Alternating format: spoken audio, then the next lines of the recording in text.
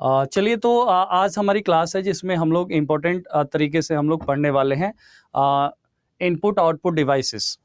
Input output devices को पढ़ेंगे, उसके बाद हम लोग एक छोटा सा टॉपिक पढ़ेंगे कंप्यूटर आर्किटेक्चर का। Then after will discuss all the important questions. ठीक है, तो मैं कुछ देर के लिए सेशन को क्लोज कर रहा हूँ। ठीक है, कुछ देर के लिए मतलब सेशन क्लोज नहीं, प्राइवेट कर रहा हूँ। ठीक है, आपके चैट को ऑफ कर रहा हूँ। तो सबसे पहले आपको समझना है कि यूज़र के इंटरेक्शन के लिए विदाउट इनपुट आउटपुट डिवाइसेस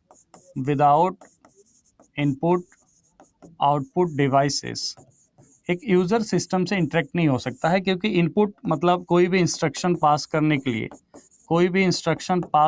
लिए, कोई भी कमांड देने के लिए हमें इनपुट डिवाइस चाहिए, और आउटपुट चाहे वो एक विजुअल फॉर्म में हो तो हमें विजुअल डिस्प्ले यूनिट चाहिए या विजुअल डिस्प्ले टर्मिनल चाहिए, जिसे हम क्या कहते हैं, मॉनिटर कहते हैं। तो monitor is nothing but what, इसी को हम कहते हैं visual display unit and VDT. क्या है? विजुअल डिस्प्ले यूनिट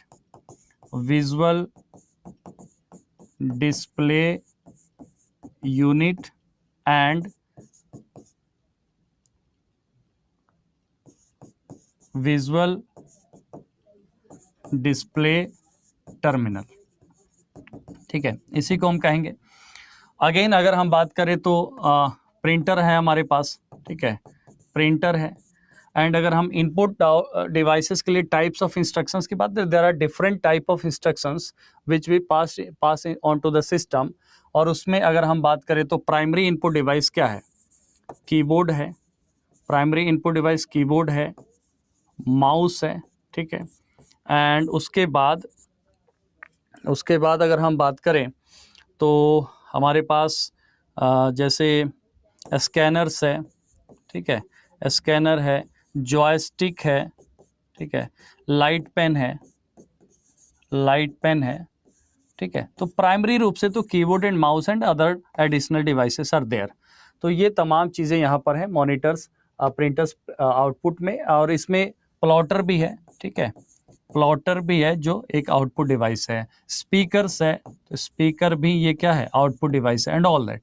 तो ये हमें इसके बारे में पढ़ना है। इसमें अगर हम इंस्ट्रक्शन, जैसे बैंकों में यूज होता है MICR, magnetic ink character recognition, जो मैग्नेटिक इंक कैरेक्टर रीडर उस मशीन को कहते हैं, but useful for magnetic ink character recognition, जो चेक और डिमांड ड्राफ्ट के ऊपर होता है। इसको हम डिटेल में एक्सप्लेन करने वाले हैं, बहुत जल्द, कम समय में ही एक्सप्लेन करेंगे। ठीक है, और उसके बाद हम लोग इस आज के डेली के जो टारगेट है उसको फुलफिल करेंगे एनी हाउ। ठीक है, हो सकता है कि हमारा टाइम 10 मिनट बच भी जाए, हो सकता है कि ज़्यादा भी लगे, तो इसकी चिंता नहीं करनी है। ठीक है, अब यहाँ पर देखिए इंपॉर्टेंट इनपुट डिवाइसेस कौन कौन से हैं। इंपॉर्टेंट इनपुट डिवाइसेस कौन कौन से हैं उसको हम लोग जानेंगे। ठीक है,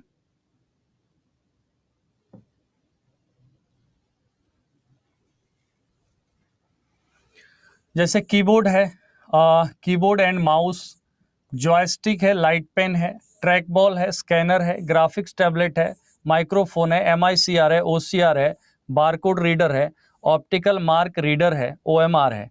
तो ये सभी चीज़ें आप समझिए यहाँ पे इनपुट डिवाइस है। क्या क्या? कीबोर्ड। तो कीबोर्ड क्या है? Primary input device, keyboard and mouse. Joystick है, light pen, track ball, scanner. Graphics tablet क्या है? ग्राफिक टैबलेट है। ठीक है, एंड उसके बाद अगर हम बात करें, जिसे हम डिजिटाइजर भी कहते हैं, क्या कहते हैं इसे?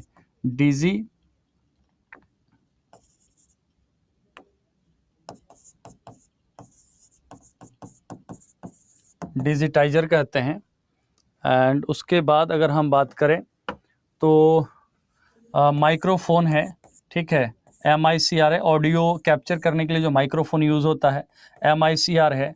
ऑप्टिकल कैरेक्टर रीडर है, जो हार्ड जैसे होता है ना, टेक्स्ट को कॉपी करने के लिए यूज़ होता है। हालांकि अब हमारे पास बहुत सारा एप्लीकेशन है, बड़ा इजी ही, जैसे गूगल लेंस है। ठीक है, तो ऑप्टिकल कैरेक्टर रीडर है। बार कोड रीडर है, जो पॉइंट ऑफ सेल टर्मिनल पे यूज़ होता है। POS पे मशीन आप जाते हैं, कोई प्रोडक्ट लेते हैं, बार कोड उसका स्कैन कर लेता है, तो bar code reader point of sale terminals पे यूज़ होता है, जो मार्ट वगैरह में होता है। ऑप्टिकल मार्क रीडर है। OMR, जो एग्जाम्स जो ऑफलाइन बेस्ड होते हैं, OMR पे कुछ मार्क किया रहता है, उस मार्क को, ऑप्शंस के मार्क को रीड कर लेता है। तो all these things are important input devices which are use today. इसमें से हम एक एक करके हम बात करेंगे। जैसे अगर कीबोर्ड की बात करें तो कीबोर्ड में आप देख पाएंगे कि कीबोर्ड में हमारे पास क्या है, मेन रूप से जो अल्फ़ाबेट की कीज़ हैं, जैसे ए टू जेड, ठीक है। तो अल्फ़ाबेट के कीज़ हैं ए टू जेड, ये आपको उल्टा दिखाई दे रहा होगा। और उसके बाद क्या है, न्यूमेरिकल कीज़ हैं। तो एक साइड में न्यूमेरिकल कीज़ हो गए, ये अल्फ़ाबेटिकल कीज़ हो गए, ठीक है। और उसके बाद आपके फंक्शनल कीज़ हो गए, ठीक है। यहाँ पर फंक्शनल कीज़ हैं। बाकी कंट्रोल और स्पेशल कीज़ के बारे में मैं आपको बताता हूँ। तो यहाँ पर आप देखेंगे कंट्रोल कीज़ क्या है। कंट्रोल कीज़ है, these keys provide cursor and screen control, ठीक है। दीज कीज़ प्रोवाइड कर्सर और स्क्रीन कंट्रोल, जिसमें कौन कौन से कीज़ इंक्लूड हैं। जैसे अगर आप देखेंगे तो होम, जो है होम बटन जो आपको दिखता है, ठीक है। उसके बाद यहाँ पर आपको एंड बटन है, इंसर्ट है, डिलीट है। कंट्रोल कीज़ कौन कौन से हैं, होम है, एंड है, इंसर्ट है, डिलीट है, पेज अप और पेज डाउन है, कंट्रोल है, ठीक है। अल्टरनेट मतलब ऑल्ट की, ऑल्ट मतलब अल्टरनेट की बोलते हैं इसे हम, और एस्केप बटन है, ESC। तो ये तमाम चीज़ें जो आप यहाँ पर अब देख पाते हैं कि आपके यहाँ पर ऑलरेडी प्लेस्ड है, बट उल्टा दिखता होगा इसलिए मैं इसको दिखा नहीं रहा हूँ। चलिए कोई दिक्कत नहीं है, आप कंट्रोल कीज़ को समझ जाइए कि कंट्रोल कीज़, ये कंट्रोल कीज़ कहलाते हैं। और बाकी नॉर्मल कीज़ जो आप जानते हैं, न्यूमेरिक कीज़ या alphabet keys, alphabetical keys. Special purpose keys क्या है, मैं केवल उन पार्ट को दिखाता हूँ जो हमें जनरली थोड़ा सा रिफ्रेश करने की नीड है, बाकी तो आप लोग जानते ही हैं। अब स्पेशल पर्पस की क्या है, स्पेशल पर्पस की है जो नॉर्मली क्या इसका प्रयोग जो होता है, इसमें से अगर आप देखें तो शिफ्ट है, तो ये किसी की के साथ मिलकर के काम करता है, ठीक है। तो keyboard also contain some special purpose key, जैसे इंटर बटन है, ठीक है, शिफ्ट है, कैप्स लॉक है, नम लॉक है, स्पेस बार है, टैब है, एंड प्रिंट स्क्रीन है, ठीक है। तो ये है स्पेशल पर्पस कीज़ है, ठीक है। अब हम बात करेंगे कुछ इनपुट डिवाइसेस। ये तो कीबोर्ड हो गया। माउस आपको बताया कि पॉइंटिंग के लिए यूज़ होता है और उसमें कर्सर होता है, लेफ्ट और राइट बटन होता है, दैट्स ऑल, उसमें कुछ ज़्यादा है नहीं। तो GUI बेस्ड इंटरफेस में अगर सबसे ज़्यादा यूज़ होता है, ठीक है। अगर हम बात करें ग्राफिकल यूज़र इंटरफेस, तो आजकल का जो भी इंटरफेस है GUI बेस्ड है। GUI बेस्ड चाहे वो ऑपरेटिंग सिस्टम हो या एप्लीकेशन हो, ठीक है। Graphical user interface based, graphical user interface based जो आपका कोई भी एप्लीकेशन हो, जैसे ऑपरेटिंग सिस्टम इटसेल्फ ले लीजिए, तो विंडोज़ क्या है, GUI बेस्ड है। Windows is GUI based, graphical user interface based application है, तो GUI बेस्ड है। और उसके बाद अगर हम बात करें तो एप्लीकेशंस जितने भी आजकल यूज़ हो रहे हैं, ज़्यादातर एप्लीकेशंस में क्या है, ड्रॉप डाउन मेनूज़ हैं, आइकॉन्स बने हुए हैं, ठीक है, टास्क बार है, टूल बार्स है। तो वो सब चीज़ें हम क्या करते हैं, माउस से ऑपरेट कर सकते हैं, उसमें ज़रूरी नहीं कि कीबोर्ड। जब तक हमें कुछ इंटर ना करना हो, जैसे कुछ टेक्स्ट के रूप में, तब तक हमें उसकी ज़रूरत नहीं पड़ती है। सारा काम जो है लगभग हम पॉइंटिंग डिवाइस से कर सकते हैं, जो माउस है। तो माउस यहाँ पर, mouse is used as a pointing device, तो ये इंपॉर्टेंट है, ठीक है।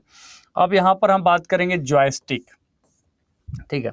तो जॉयस्टिक नॉर्मली क्या होता है कि पहले यूज़ होता था कंप्यूटर एडेड डिज़ाइन में। डिज़ाइनिंग का एक सॉफ्टवेयर होता है जिसमें डिज़ाइनिंग की जाती है किसी चीज़ का। अगर बेसिक बिल्डिंग ब्लॉक बनाना होता था तो कैड कैम सॉफ्टवेयर का यूज़ होता है सिविल इंजीनियरिंग में, आर्किटेक्चर में। Computer aided design, computer aided mechanism जिसे हम कहते हैं, तो उसमें यूज़ होता था। प्लेइंग कंप्यूटर गेम्स, तो गेम खेलने में यूज़ होता है। तो जॉयस्टिक इस तरीके से होता है। यहाँ पे क्या रहता है कि रोटेशन होता है। पहले इसमें समझना है कि जॉयस्टिक एक पॉइंटिंग डिवाइस ही है, जैसे माउस है। It is use to move cursor position on a monitor screen, जैसे माउस कर्सर पोजीशन को मूव करता है। It is a stick having a spherical ball at it both lower and upper ends, ठीक है। ये ball लगा होता है यहाँ भी वहाँ भी, and the lower spherical ball moves in a socket, जो ये सॉकेट है उसमें क्या करता है, मूव करता है। The joystick can be moved in all 4 directions, ये चारों डायरेक्शन में, मतलब चारों तरफ घूम सकता है, ठीक है। The function of joystick is to similar to the mouse mainly use किस में किया जाता है, कंप्यूटर एडेड डिजाइन में एंड प्लेइंग कंप्यूटर गेम्स में। तो ये जॉयस्टिक है, तो जॉयस्टिक आप समझ गए सिमिलर टू द माउस है, ये भी एक पॉइंटिंग डिवाइस ही है, ठीक है, जो मूव कर सकता है हर डायरेक्शन में। कर्सर बेसिकली इसको अगर हम घुमाते हैं तो कर्सर क्या होता है, चारों तरफ घूमता है, ठीक है। तो ये है जॉयस्टिक। तो इसमें से ज़्यादा कुछ ऐसा नहीं, इस पॉइंट्स पर ध्यान रखेंगे तो ये आपके क्वेश्चन में आ जाएगा, तो बना सकते हैं आप, ठीक है। अब यहाँ पर देखेंगे लाइट पेन। देखिए एक चीज़ और भी है ना कि बीपीएससी जो एग्ज़ाम ले रहा है, क्योंकि हमने तो बहुत ज़्यादा माथा खपाया इसके ऊपर हर चीज़ को लेकर के, या डे बाई डे कर ही रहा हूँ, सुबह से रात तक बैठे रहता हूँ, देखते रहता हूँ कि क्या हो सकता है इसमें। तो उसका जो एग्ज़ाम लेने का तरीका, क्योंकि अभी तक ये एग्ज़ाम लिया नहीं है बीपीएससी, लेकिन अगर हम बात करें जो कंप्यूटर साइंस में जो असिस्टेंट प्रोफेसर्स की भर्तियां होती हैं लेक्चरार की कॉलेजेस में, वहाँ वो कर रहा है बीपीएससी। तो इसमें देखने वाली बात यह है क्योंकि इस एग्ज़ाम में बहुत सारे बेस के लोग बैठ रहे हैं, जैसे कि बीटेक किसी और सब्जेक्ट से भी किया हुआ है, और बाद में post graduate diploma in computer application किया हुआ है, तो वो लोग भी एलिजिबल हैं। हो सकता है किसी ने बीसीए किया हो, बाद में मास्टर्स किसी और सब्जेक्ट में कर ले, मतलब एमबीए कर लिया, तो बीसीए और एमबीए है वो भी बैठ रहा है इस एग्ज़ाम में। और कुल मिलाकर के ये सभी लोग एलिजिबल थे एसटीईटी के टाइम भी, ठीक है, एसटीईटी के पेपर 2 देने के टाइम भी, जो आपको पता है कि 2021 में हुआ। मतलब आप लोग ही हैं, कोई और नहीं है। तो उस समय, अब ये जो टर्निंग पॉइंट है कि एक बार और एग्ज़ाम ले करके रिक्रूटमेंट करना, तो ऐसे में एग्ज़ाम जो हो सकता है, कुछ क्वेश्चंस आपके ऐसे भी होंगे जिनको आपको लगेगा कि ये क्यों दिया हुआ है। आप समझ रहे हैं ना मेरी बात, मतलब कुछ ऐसे बेसिक क्वेश्चंस भी होंगे और कुछ क्वेश्चंस होंगे जो मॉडरेट भी होंगे, मतलब ज़्यादातर क्वेश्चन 50% तो मॉडरेट लेवल के ही रहेंगे, किसी भी सिचुएशन में वो क्वेश्चंस रहेंगे 55% मॉडरेट। 15-20% क्वेश्चंस ऐसे रहेंगे जो इजी होंगे, जो हर कोई बना देगा, मतलब जो बीटेक नहीं किया वो भी बैठे तो एग्जाम में कर लेगा, ठीक है। और अगला पॉइंट ये होता है कि सब्जेक्ट कंसर्न्स में जिन सब्जेक्ट्स को उठाया जाएगा उसके डेप्थ तक पहुंचने के लिए वो कितना मेहनत करते हैं, क्योंकि एमसीक्यूज डिज़ाइन करना है और जस्ट कॉपी पेस्ट सिस्टम, जैसे एसटीटी में आपने देखा कि अच्छा कहाँ से एक क्वेश्चन आएगा, चलो कॉपी पेस्ट कर लिया, जो एक तरीके से 10-15 सवाल ऐसे डाल दिए जिसकी एक कंप्यूटर साइंस टीचर की नियुक्ति में किसी प्रकार की कोई नीड नहीं है। वो कोई ग्राफिक्स डिजाइनर हो सकता है, कोई ऑफिस का कोई क्लर्क हो सकता है, टाइपिंग वाइपिंग करने वाला, जो उस क्वेश्चन को मतलब उस क्वेश्चन के हिसाब से तो नहीं करता, बट हाँ वही क्वेश्चंस वही थे। तो ये एक इलॉजिकल फॉर्मेट था एसटीटी के टाइम में, काफ़ी इलॉजिकल था, तो उसको बीपीएससी लॉजिकल बनाने का प्रयास करेगा, दैट्स ऑल। तो लेवल आपको ठीक ठाक थोड़ा सा समझ के कंसिडर करके चलना होगा, इसलिए कुछ ऐसे पॉइंट्स हैं, टॉपिक्स हैं जो लगता इजी है बट उनको भी लेकर चलना पड़ेगा, मुश्किल है उनको भी पढ़ के चलना पड़ेगा, क्योंकि एनसीईआरटी उन्होंने मेंशन कर दिया। एनसीईआरटी को अगर आप ध्यान से देखो तो एनसीईआरटी बहुत बड़ी डील नहीं है, ठीक है, मतलब पढ़ना पड़ेगा, टॉपिक वाइज करना है, बट एनसीईआरटी बहुत वास्ट तो सिलेबस दिया नहीं है। आप मैंने सिलेबस आपको दिखाया था एनसीईआरटी का, कहिएगा तो मैं भेज भी दूंगा, सिलेबस पड़ा हुआ है हमारे पास, या आप डाउनलोड कर सकते हैं कहीं से भी। आई होप आप समझ पा रहे हैं, चूंकि अभी क्या है कि हमें मेंटली उन चीज़ों पर सेट कर लेना है अपने दिमाग को, ठीक है। अब देखिए यहाँ पर हमें जॉयस्टिक पढ़ा जो जस्ट लाइक अ माउस है, बट यहाँ थोड़ा स्पेशल पर्पस के लिए कि गेम वोम खेलने के लिए या कंप्यूटर एडेड डिजाइन में यूज होता है। लाइट पेन क्या है, लाइट पेन क्या है, ये भी एक पॉइंटिंग डिवाइस है, ये पेन के जैसा है, आप समझ लीजिए कि स्क्रीन पे pen. It is use to select और डिस्प्ले मेन्यू आइटम और draw pictures on the monitor screen, ठीक है। तो ये जनरली क्या होता है कि डिस्प्ले मेन्यू आइटम्स और draw pictures on the monitor and screen. It consist of a photo cell and optical system placed a small tube placed on to the small tube. When the tip of a light pen is moved over the monitor screen and the pen button is pressed, ठीक है, it photo cell sensing element detects the screen location and sends the corresponding signal to the CPU. तो इस technology पे काम करता है कि जो एक joystick is just like pen यहाँ बना हुआ, और यहाँ पर क्या होता है, इसका एक फोटो सेल सेंसिंग एलिमेंट होता है जो डिटेक्ट करता है स्क्रीन लोकेशन को और फिर क्या करता है, सिग्नल को ट्रांसफर करता है सीपीयू। और सीपीयू को तो सिग्नल किसी भी माध्यम से मिलना चाहिए, ठीक है, वो माउस के माध्यम से मिले, लाइट पेन के माध्यम से मिले, टेक्नोलॉजी का जस्ट फर्क है। तो इस तरीके से ये काम करता है। नेक्स्ट क्या है, ट्रैक बॉल है। तो ट्रैक बॉल इज मतलब ऑब्वियसली इनपुट डिवाइस तो है ही, mostly used in notepad, notebook, laptop, computers instead of a mouse. Mouse की जगह पे इसको यूज किया जाता है, ठीक है। इसका बॉल होता है जो हाफ इसमें इंसर्टेड होता है, हाफ ऊपर रहता है, ठीक है। और moving fingers on the ball, यहाँ पर जैसे फिंगर को ऐसे मूव करेंगे तो वो पॉइंटर क्या होगा, पॉइंटर मूव होगा, ठीक है। इस पे ऐसे घुमाने से क्या होगा, ये अपने आप पॉइंटर मूव होगा, ठीक है। और पूरा डिवाइस को ये मूव करने की नीड नहीं होती है, ठीक है। और track ball require less space than a mouse, ठीक है। Track ball comes in various shapes like a ball, button, square, मतलब ये ऐसा भी हो सकता है, ऐसा भी हो सकता है, मतलब यहाँ लगा होगा बटन। तो इस तरीके से होता है। तो मतलब ट्रैक बॉल भी मतलब कह सकते हैं कि माउस की जगह पे यूज होने वाला डिवाइस है। डिजिटाइजर के बारे में थोड़ा सा ज्यादा समझना है आपको। डिजिटाइजर क्या करता है, एक ऐसा इनपुट डिवाइस जो एनालॉग इंफॉर्मेशन को डिजिटल इंफॉर्मेशन में कन्वर्ट करता है, ठीक है। एनालॉग इंफॉर्मेशन को डिजिटल फॉर्म में इसलिए कन्वर्ट करता है सो दैट कि इसको कंप्यूटर में सेव किया जा सकता हो। तो डिजिटाइजर यहाँ पर कई इस मायने में इंपॉर्टेंट है। It can convert a signal from the television और camera into a series of numbers that could be stored in a computer, ठीक है। Digitizer can convert a signal from the television, camera and all, और उसको computer में save करने के लिए use हो सकता है। उसको कन्वर्ट कर किस में कर देता है, नंबर्स में, मतलब डिजिटल फॉर्मेट में। Digitizer is also known as tablet और ग्राफिक्स टैबलेट। तो इसको ग्राफिक्स टैबलेट भी कहा जाता है, डिजिटाइजर को ग्राफिक्स टैबलेट भी कहा जाता है, ठीक है।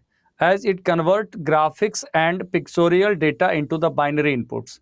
अभी हमने क्या देखा, एनालॉग डेटा। तो एनालॉग डेटा क्या है, जैसे भी कोई ग्राफिक्स है, पिक्चर्स है, वो डेटा तो एनालॉग है, लेकिन कंप्यूटर सिस्टम उसको जब सेव करता है, ठीक है, तो वो किस डेटा में सेव करता है, बाइनरी इनपुट के रूप में या बाइनरी के रूप में सेव करता है। Graphics tablet as digitizer is used for fine works of the drawing and image manipulation applications। जितने भी एप्लीकेशंस होते हैं जो इमेज मैनिपुलेट करने वाले होते हैं या ड्रॉ करने वाले होते हैं ड्राइंग्स के, तो उसमें डिजिटाइजर का यूज किया जाता है, ठीक है। तो डिजिटाइजर को थोड़ा सा ठीक से आप लोग समझ लीजिए, यहाँ ये क्वेश्चन बन सकता है।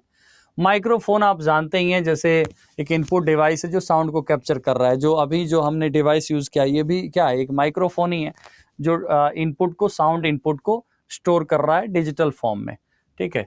तो microphone is used for various application such as adding sounds to the multimedia presentation और फॉर मिक्सिंग म्यूजिक। तो इसके लिए क्या यूज होता है, माइक्रोफोन यूज होता है।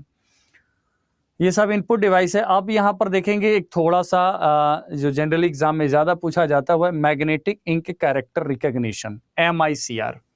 MICR magnetic ink character recognition. ये मैग्नेटिक इंक होता है किसके ऊपर है, जैसे जो बैंक का चेक होता है, तो बैंक के चेक पर आप देखेंगे, ठीक है, या डिमांड ड्राफ्ट के ऊपर उस पर MIC कोड रहता है, मैग्नेटिक इंक कैरेक्टर कोड, जो एक चेक को यूनिकनेस प्रोवाइड करता है कि वो एक वैलिड चेक है, ठीक है। तो MICR input device is generally used in banks as there is a large number of cheques to be processed. प्रतिदिन जो है लाखों में चेक्स को प्रोसेस करता है बैंक। तो बैंक्स का जो होता है कोड नंबर, मतलब MIC कोड होता है उसको, ठीक है। And cheque number are printed on the cheque with a special type of ink. और वो इंक कौन सा इंक होता है, मैग्नेटिक इंक से टाइप किया रहता है, ठीक है। Magnetic contains particles of magnetic material that are machine readable, जो मशीन रीड कर सकता है। तो रीड कौन सा मशीन करेगा, तो यही MIC मशीन क्या करता है, उस मैग्नेटिक इंक के माध्यम से जो कोड लिखा रहता है उस कोड को वो क्या करता है, ये मशीन रीड कर लेता है। तो ऐसे में नंबर ऑफ चेक को प्रोसेस करना, फास्ट तरीके से प्रोसेस करना बहुत आसान हो जाता है, ठीक है। तो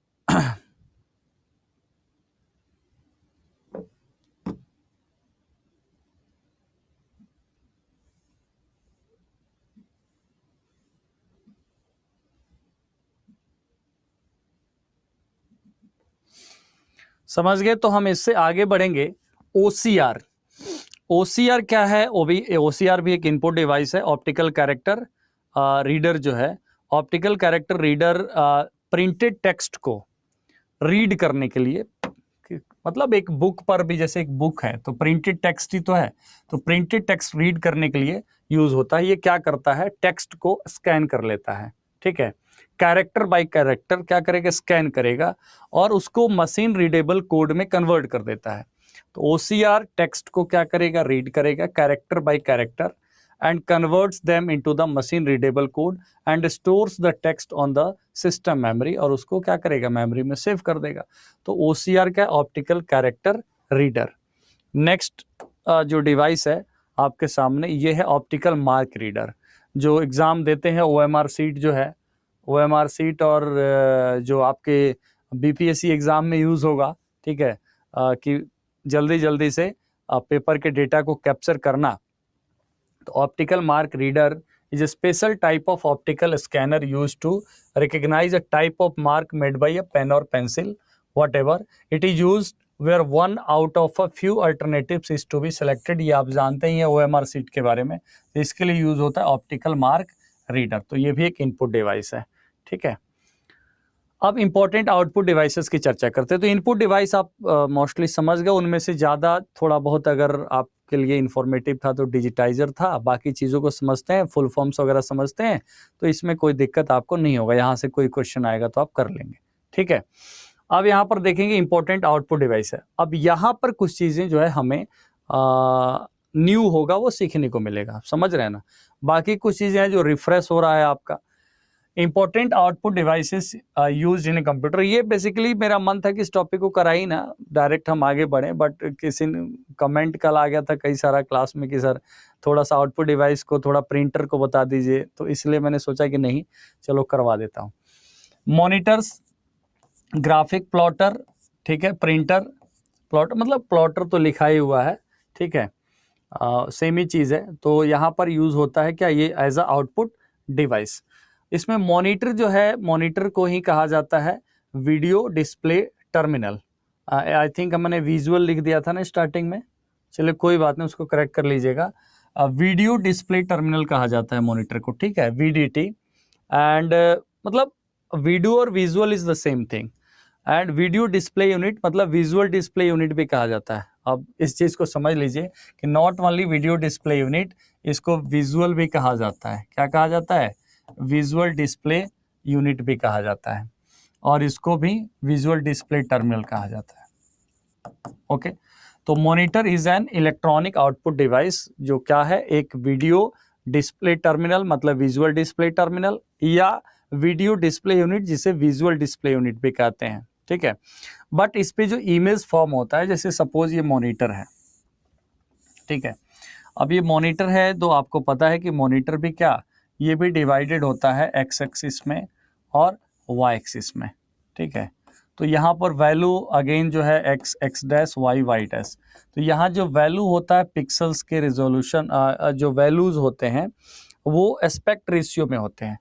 तो यहाँ पर नंबर ऑफ पिक्सल्स जो होते हैं, यहाँ पर जैसे कोई प्रिंट करना ए, तो A is made up of the pixels,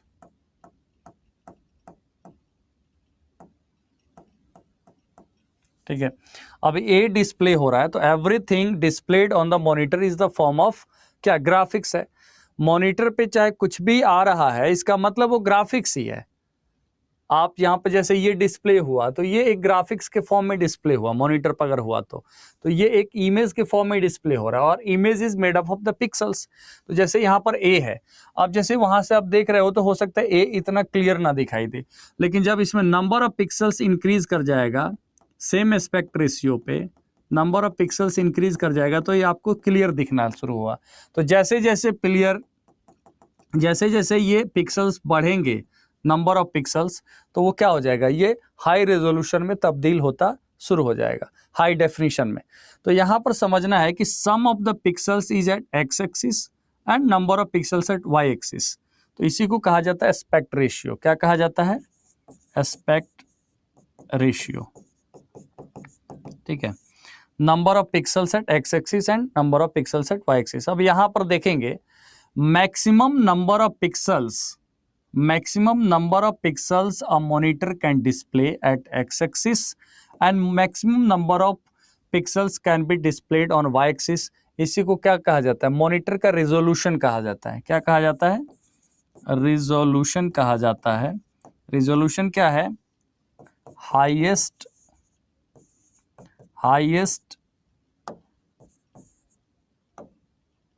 highest number of pixels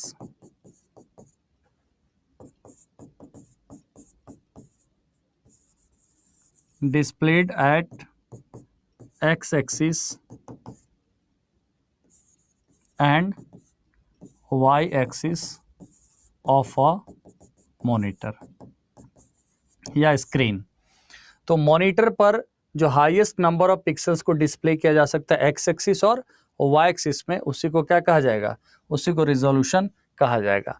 अब किसी एक पार्टिकुलर इमेज का कितना पिक्सल एक्स एक्सिस पे और कितना पिक्सल वाई एक्सिस पे, वो क्या है? वो एस्पेक्ट रेशियो है. और यहां पर देखना है पिक्सल है क्या. तो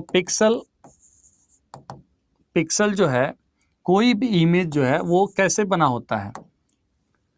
पिक्सल को सबसे पहले समझना है कि स्मॉल डॉट जो है, स्मॉल डॉट को क्या कहेंगे? पिक्सल कहेंगे. ठीक है. तो एक पिक्चर मतलब इमेज, क्या हो रहा है? Image is made up of several pixels. बहुत सारे पिक्सल से मिल करके एक इमेज बनता है. अब ऐसे में डिपेंड करता है कि नंबर ऑफ पिक्सल्स, तो नंबर ऑफ पिक्सल्स अगर ज़्यादा होगा तो उसका क्या होगा? उसका मतलब क्लैरिटी ज़्यादा होगा. ठीक है. जो हाई डेफिनेशन इमेज होता है उसमें नंबर ऑफ पिक्सल्स क्या होते हैं? मतलब पर कह सकते हैं इंच सबसे अधिक होता है. ठीक है. तो यहाँ पर समझ गए आप लोग. तो it's form images from tiny dots called pixels. तो टीनी डॉट्स क्या है? छोटे छोटे डॉट्स से मिलकर के बना होता है, जिसे पिक्सल्स कहा जाता है. And that are arranged in the rectangular form. तो ये तमाम चीज़ें हमने आपको बता दिया. ठीक है. अब डिपेंडिंग अपॉन द टेक्नोलॉजी बहुत सारे मॉनिटर्स आए धीरे धीरे करके. मैं एक बार आप लोगों से थोड़ा जानने के लिए ओपन कर रहा हूँ कि थोड़ा बहुत समझ में आया कि नहीं आया, और आप लोग ध्यान दे रहे हैं या फिर बस सो रहे हैं क्लास में?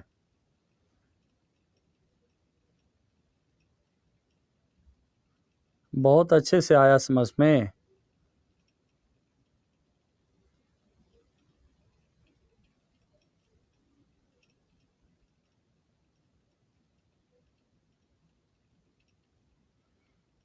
अच्छा, आप में से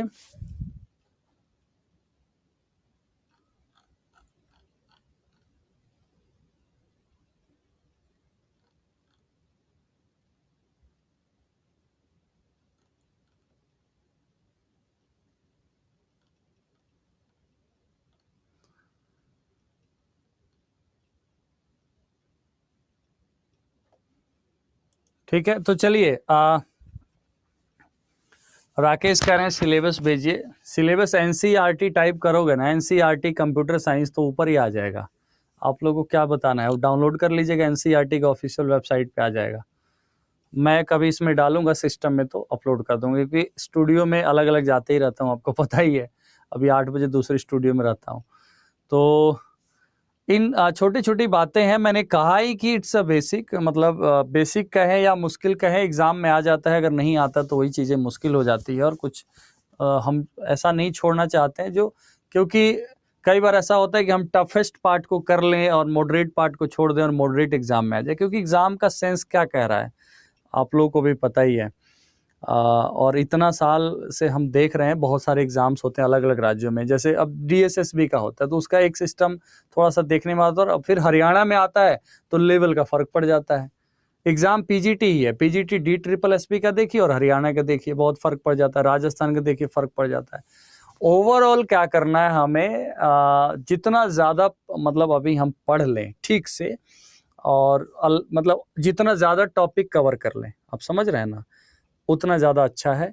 और जितना क्वेश्चन प्रैक्टिस कर लें उतना ज़्यादा अच्छा है. ठीक है, उस कॉन्सेप्ट पे मैं काम कर रहा हूँ। तो यहाँ पर अब आगे देखेंगे मॉनिटर्स की टेक्नोलॉजी के बारे में। तो सबसे पहले आप देखेंगे एक तो मॉनिटर आपने सुना हुआ है, पुराने टाइम मॉनिटर जो बहुत भारी होता था, इतना बड़ा, तो वो CRT मॉनिटर होता था, कैथोड रे ट्यूब। ठीक है, बहुत बड़ा साइज का होता था CRT मॉनिटर्स। तो ओल्डर मॉनिटर्स ये हैं, ठीक है, older monitors was known as cathode ray tube, जिसे हम कहते हैं CRT, cathode ray tube, which made them heavy and large in size, thus causing them to cover space desk whatever। ये तो आप जानते हैं कि हाँ ज़्यादा स्पेस लेगा। All monitors are made up of using the flat panel display technology. अब जो मॉनिटर आ रहे हैं वो फ्लैट पैनल डिस्प्ले टेक्नोलॉजी से बनाए जाते हैं। ठीक है, और कॉमनली ब्लैकलिट विद LED, इसमें LED का यूज हो रहा है। And this modern monitors take less space on the desk as compare to the CRT। अब हम एक एक चीज के बारे में पढ़ेंगे। ठीक है, तो यहाँ पर सबसे पहले आप देखेंगे कि फ्लैट पैनल डिस्प्ले को दो भागों में बांटा जाता है। ठीक है, फ्लैट पैनल डिस्प्ले को डिवाइड किया गया दो कैटेगरी में। एक है एमिसिव डिस्प्लेस। ठीक है, एमिसिव डिस्प्लेस है एक। तो एमिसिव डिस्प्लेस क्या है? ये इलेक्ट्रिकल एनर्जी को लाइट में चेंज करता है। ध्यान दीजिए, एमिशन का मतलब ही होता है किसी चीज को एमिट करना। ठीक है, तो यहाँ पर जो है लाइट को एमिट करना, मतलब जिसे लाइट एमिटिंग डायोड कहते हैं। तो ये जो काम करता है एमिसिंग डिस्प्लेस, एमिसिंग डिस्प्लेस क्या है? These are the devices that convert electrical energy into light. तो इलेक्ट्रिकल एनर्जी को लाइट में चेंज करता है। फॉर एग्जांपल प्लाज्मा पैनल और LED जो पैनल होता है, ठीक है,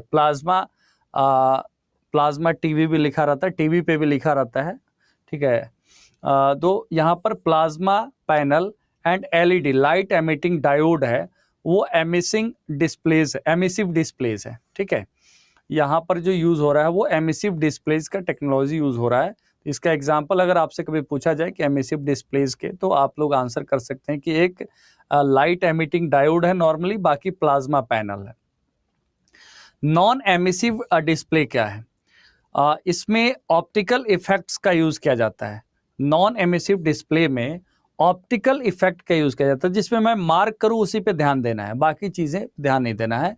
नॉन एमिसिव डिस्प्ले मतलब ये एमिट नहीं कर रहा है, मतलब क्या, इलेक्ट्रिकल एनर्जी को लाइट में एमिट नहीं कर रहा है। यहाँ पर क्या हो रहा है? Optical effects to convert sunlight और लाइट, मतलब ये जो है बेसिकली टेक्नोलॉजी के लिए लिखा गया है, light from some other source into graphics pattern.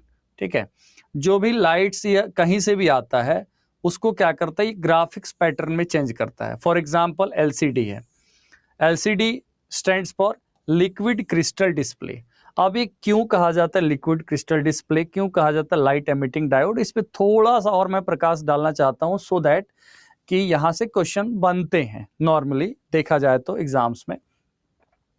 जैसे लिक्विड क्रिस्टल डिस्प्ले है, तो लिक्विड क्रिस्टल डिस्प्ले, ये नोट्स जाएगा आपके पास, और क्विक 10 मिनट में आप लोग उन पॉइंट्स को दोबारा चाहें तो रिवाइज कर सकते हैं, अदरवाइज नीड नहीं पड़ेगी, यहीं से क्लियर हो जाएगा। तो LCD क्या है? Liquid crystal display screen contains a substance known as liquid crystal. इसमें एक सब्सटेंस का यूज होता है जो क्या है? लिक्विड क्रिस्टल है।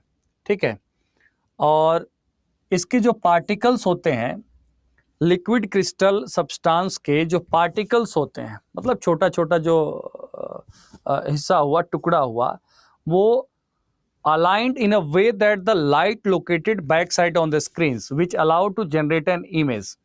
मतलब लाइट होता है जो बैक साइड में होता है, और ये जो होता है फिर क्या करता है, एक ग्राफिक्स के रिप्रेजेंटेशन बनाता है। ठीक है, तो यहाँ पर इस चीज को अगर आप समझ जाएं तो it is aligned in a way that light located backside on the screen which allow to generate an image।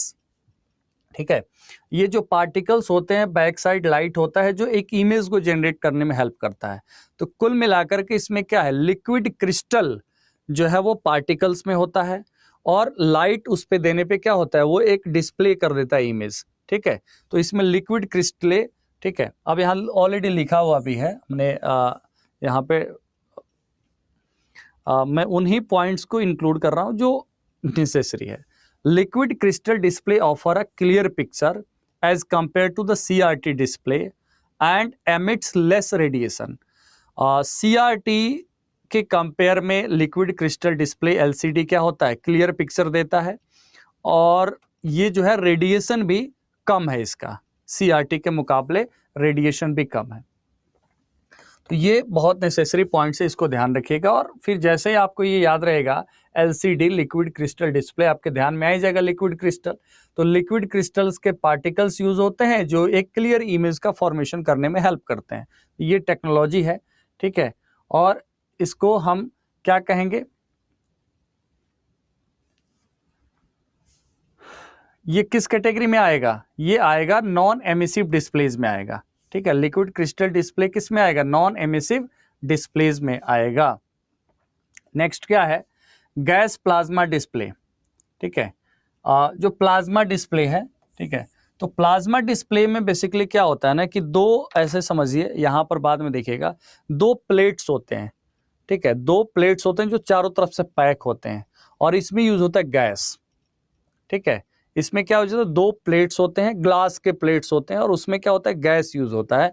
तो यहां पर ये यूज होता है, ठीक है। This display uses gas plasma technology which uses a layer of gas between two plates. दो plate के बीच में क्या होता है, गैस का एक लेयर होता है। When voltage is applied the gas releases ultraviolet light, ठीक है। जब यहां पर वोल्टेज अप्लाई होता है तो गैस क्या रिलीज करता है, अल्ट्रावायलेट लाइट डिस्प्ले करता है। और by this ultraviolet light the pixels on the screen glow and form an image. तो जो पिक्सल्स होते हैं वो क्या होते हैं, ग्लो करते हैं, ठीक है। अगेन पिक्सल देखिए क्या होता है, पिक्सल जो भेजा जाता है CPU के द्वारा, कमांड जो दिया जाता है वो एक न्यूमेरिकल फॉर्म में होता है। जैसे होता है ना कि 137 396, तो ये कलर के जो होते हैं कोड्स बन जाते हैं पिक्सल्स के कि कहां पर किसको डिस्प्ले करना है। तो इसमें आप देखें प्लाज्मा डिस्प्ले में क्या यूज हो रहा है, गैस यूज हो रहा है। और गैस के हेल्प से क्या हो रहा है, जब लाइट उस पर अप्लाई होता है तो पिक्सल क्या हो जाता है, ग्लो हो जाता है और फिर इमेज क्या हो जाता है, फॉर्म हो जाता है। तो उस तरीके से इमेज। और हमने कहा कि इमेज मतलब क्या, तो आपको नजर आता होगा कि इमेज मतलब आपका फोटो। आपके फोटो की बात नहीं हो रही है, जो कुछ भी मॉनिटर पे डिस्प्ले हो रहा है वो इमेज ही तो है, तभी तो आप देख पा रहे हैं। जैसे P है तो P क्या है, P इमेज है, तभी तो हम देख पा रहे हैं। अब P यहाँ पर टेक्स्ट ही तो नहीं है, समझ रहे हैं ना इस चीज को।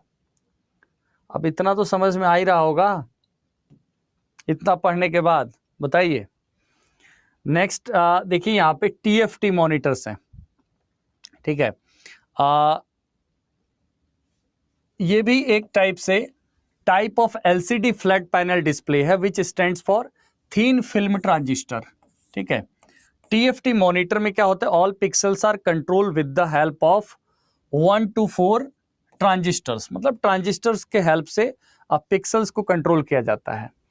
अब यहां पर the high quality flat panel LCD use this transistors. जो हाई क्वालिटी फ्लैट पैनल होता है LCD का, ठीक है, वो इस ट्रांजिस्टर का यूज करता है। Although the TFT based monitors provide better resolution of all the flat panel techniques, these are highly expensive. तो TFT मॉनिटर्स क्या होते हैं, ये सबसे महंगे होते हैं और ये एक प्रकार का क्या है, ये एक प्रकार का LCD ही है, मतलब लिक्विड क्रिस्टल डिस्प्ले डायोड ही है, ठीक है। अब यहां पर आप देखेंगे, अब प्रिंटर्स की हम बात करते हैं, ओके। प्रिंटर्स की हम बात करते हैं।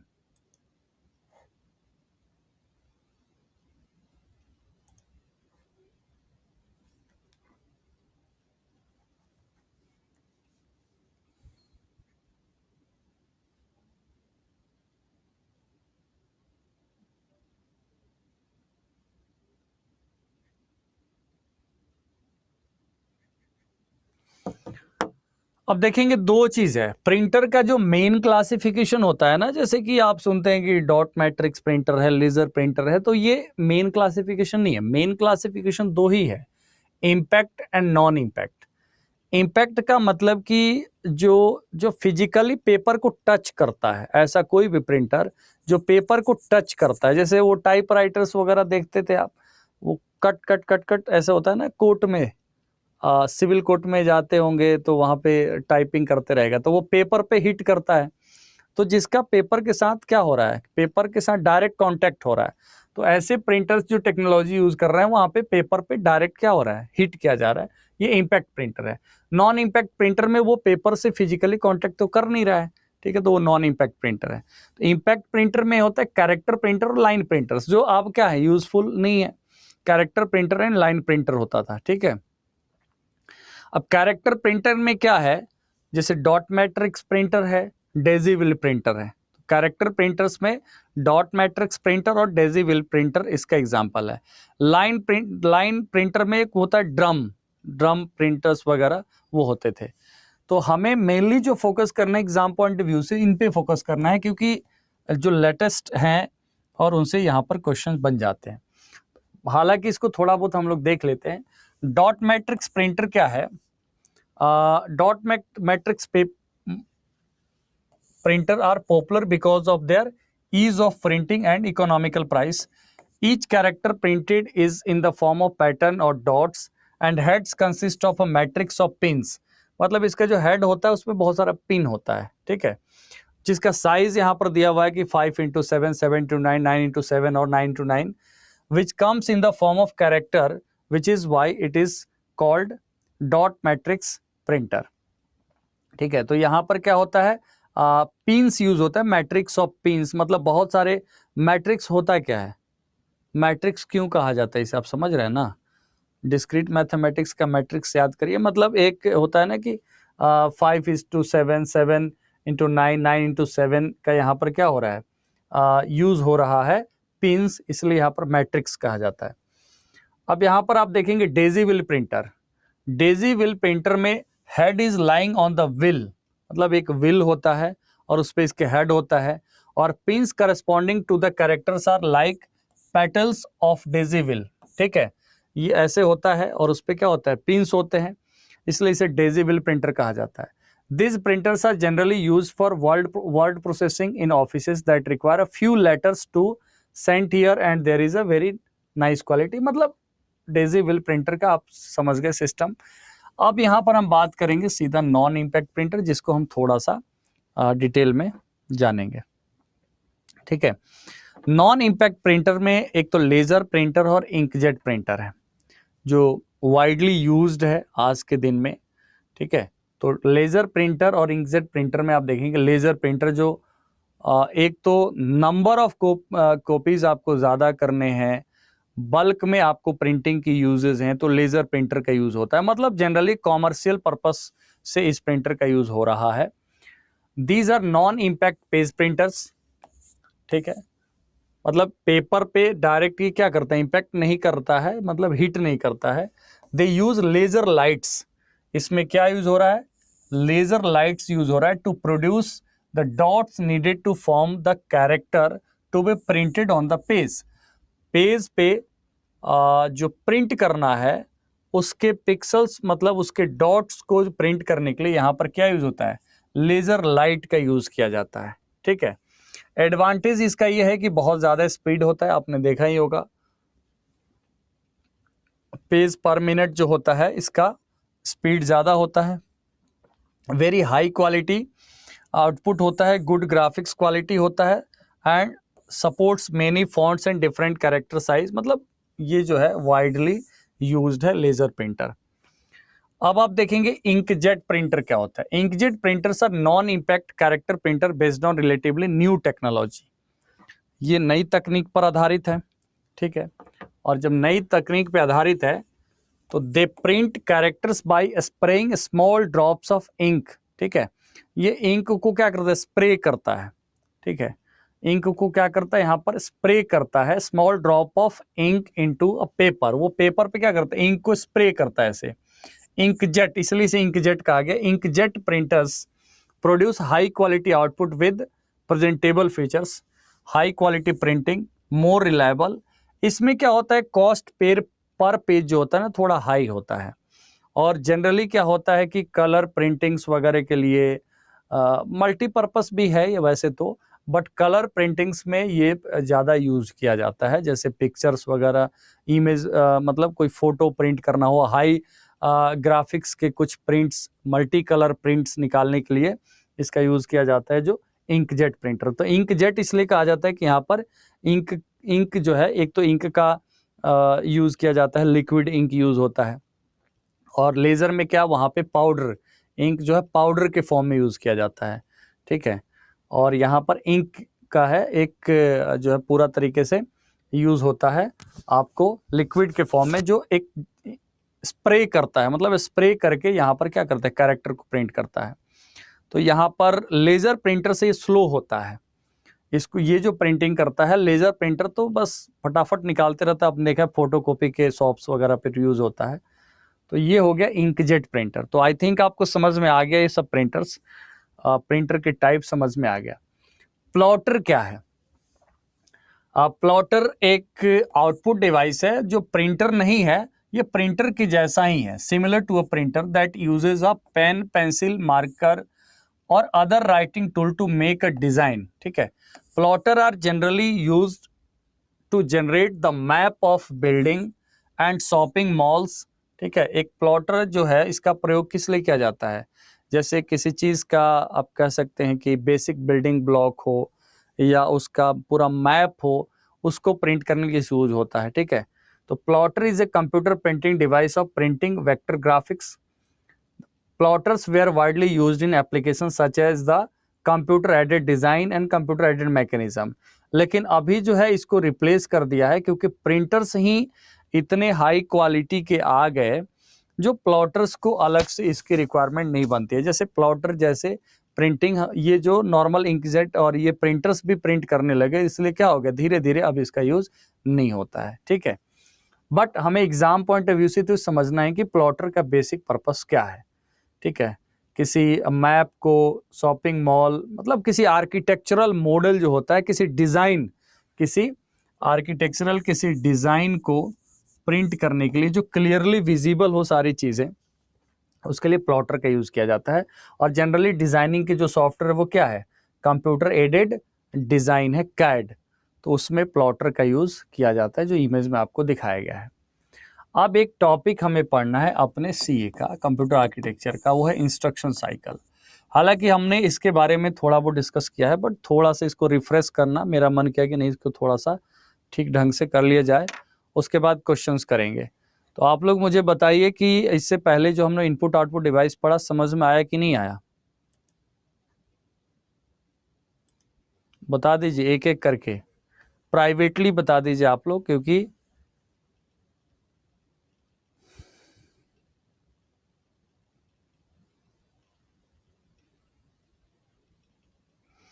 अब थोड़ा सा हो सकता है किसी किसी को फास्ट लगा होगा, ठीक है, थोड़ा थोड़ा सा लगा होगा कि फास्ट है, बट हमने चीज़ों को प्रॉपर ऑर्गेनाइज किया है। जब पीडीएफ भी आपको जाएगा तो आपको ज़्यादा टाइम नहीं लगेगा उसको पढ़ने में, उन्हीं पॉइंट्स को पढ़ना पड़ेगा जो, ठीक है, यूजफुल है, ठीक है। अच्छा, फास्ट नहीं है?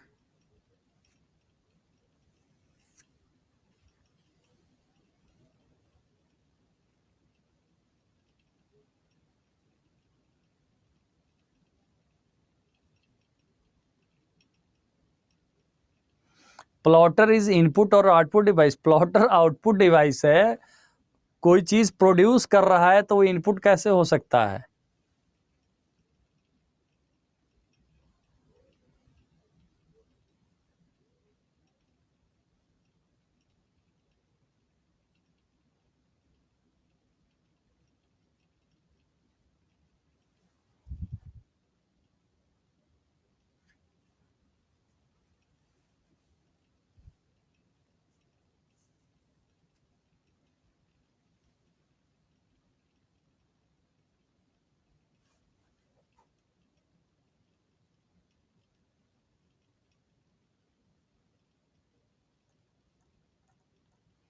चलिए, आप लोगों की संख्या ज़्यादा है तो वैसे तो मैंने ओवरऑल देख लिया, बट अगर किसी का नहीं देख पाया हूं तो आ,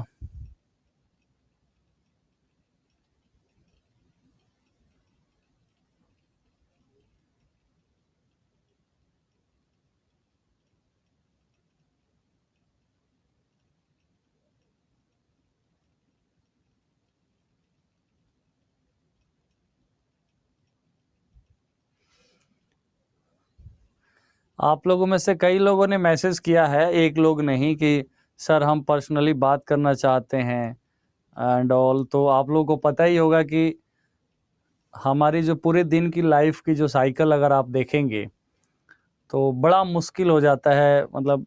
और ख़ासकर अभी जो जब भी कोई एग्ज़ाम नज़दीक आ जाता है, तो एग्ज़ाम है 2 महीने बाद, मतलब 2 सवा 2 महीने। तो आप लोग बस यहाँ पर अपनी बातों को रखते रहिए, ठीक है? और हमारा प्रयास इतना ही है कि आपको समस्या ना हो, बात करने की नीड ही ना पड़े हमसे।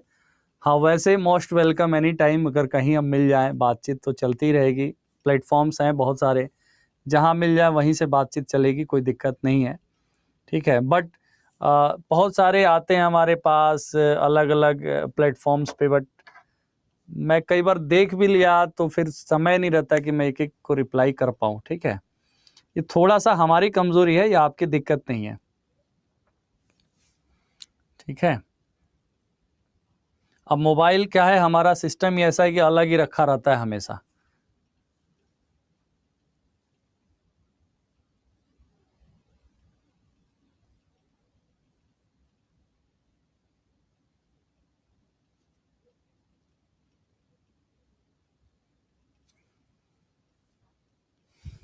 ओके। यूट्यूब चैनल कैसे ज्वाइन करें? अरे यूट्यूब चैनल बिहार अड्डा 24/7 है, तो बिहार अड्डा 24/7 पे 8 बजे मैं आता ही हूँ, उसको पढ़ते रहिए, उस पे भी थोड़ा बहुत जो कुछ भी कभी-कभी करा ही रहा हूँ। चलिए, अब मैं थोड़ा-सा आपके राइट टू स्पीच को टेम्परेरीली सस्पेंड कर दिया, ठीक है? आर्टिकल 19 जो है संविधान का, उसको हमने क्या किया? टेम्परेरीली सस्पेंड कर दिया। तो ये समझ गए, आप इसको पढ़ना है हमें, इंस्ट्रक्शन साइकिल क्या है। जब किसी इंस्ट्रक्शन को एग्जीक्यूट किया जाता है तो number of event takes place, जैसे मेमोरी से रीड करने से लेकर के और एग्जीक्यूट करने तक, मेमोरी से रीड करने से लेकर के एग्जीक्यूट करने तक। इस टॉपिक को कर लीजिए, उसके बाद एक स्मॉल ब्रेक दे दूंगा, ठीक है?